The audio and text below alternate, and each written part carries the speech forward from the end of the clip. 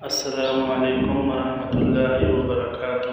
امید ہے تمام دوست آپ خیر و عافیت سے ہوں گے۔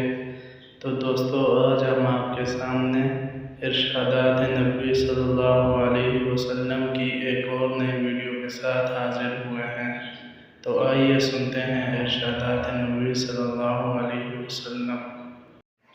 ارشادات نبوی: مسلمان کے مسلمان پر 5 حق ہیں۔ نمبر 1، سلام کا جواب دینا۔ نمبر 2، مریض کی عیادت کرنا۔ نمبر 3، جنازے میں شریک ہونا۔ نمبر 4، دعوت کا قبول کرنا۔ نمبر 5، چیخنے والے کو دعا دینا۔ لوگوں پر ایک ایسا زمانہ آئے گا کہ روپے کے بغیر کوئی چیز کام نہ آئے گی۔ لوگوں پر احسانی کرو، سختی نہ کرو، اور خوشی کی بات سناؤ، نفرت نہ دلاؤ۔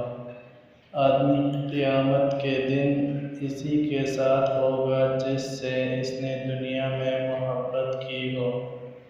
رسول اللہ صلی اللہ علیہ وسلم نے فرمایا، تم کسی کی کمزوریوں کی تلاش میں نہ رہا کرو اور جاسوسوں کی طرح کسی کے عیب معلوم کرنے کی کوشش بھی نہ کیا کرو۔